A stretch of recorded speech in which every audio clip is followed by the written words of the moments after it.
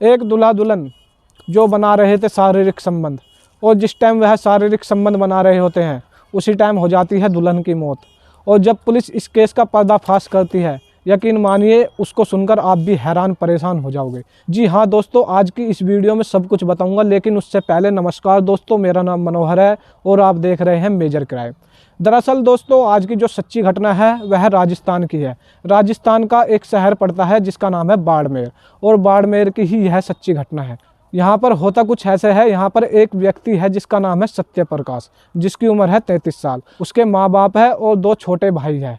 दोनों छोटे भाई की शादी हो चुकी है, लेकिन जो सत्य प्रकाश है उसकी उम्र 33 साल होते हुए भी अभी शादी नहीं हुई है, क्योंकि वह नामर्द है। लेकिन जो सत्य प्रकाश होता है वह अक्सर शादी को मना क्या करता था, लेकिन जो उसके माँ बाप होते हैं वह अक्सर लड़कियों के फ़ोटो देखा करते थे और उसके लिए एक अच्छा रिश्ता ढूंढा करते थे। अब की बार भी होता कुछ ऐसे ही है, जो उसके माँ बाप होते हैं उसके लिए एक लड़की देख के आए थे और साथ में उस लड़की का फ़ोटो लेकर आते हैं।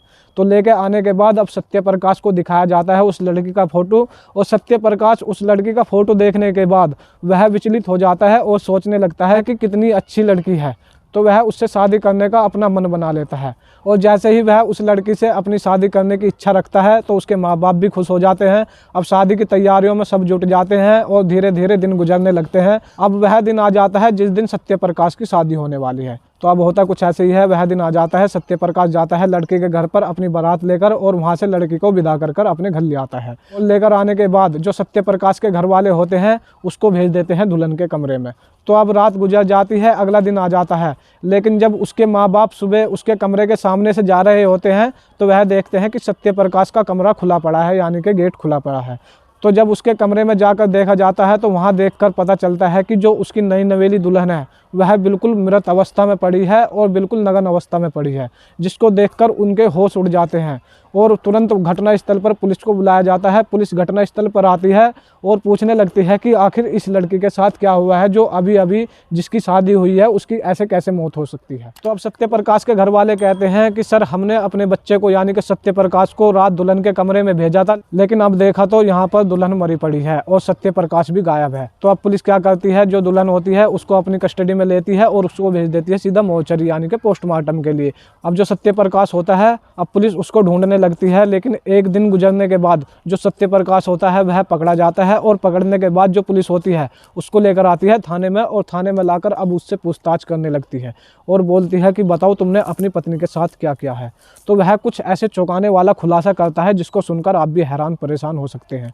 तो वह बताता है कि मैं पहले से ही नामर्द था और मैं अपनी बीवी को शादी कर अपने घर ले आता हूँ, और लाने के बाद जो मेरी बीवी होती है वह मेरे से संबंध बनाना चाहती थी, लेकिन मेरे से संबंध नहीं बन पा रहे थे, और मैं कुछ गोलियां भी खाता हूं लेकिन फिर भी मैं संबंध नहीं बना पा रहा था।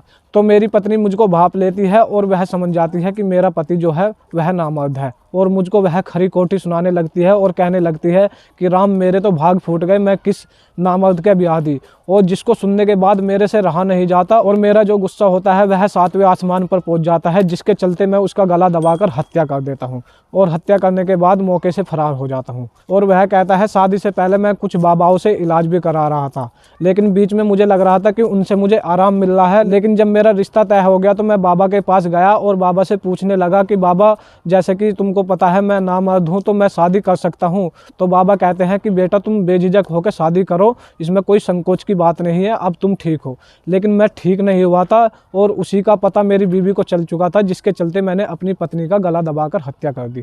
जी हाँ दोस्तों, यह रीजन वह पुलिस वालों को बताता है। पुलिस उसको गंभीर धाराओं में गिरफ्तार कर अब भेज देती है सीधा जेल।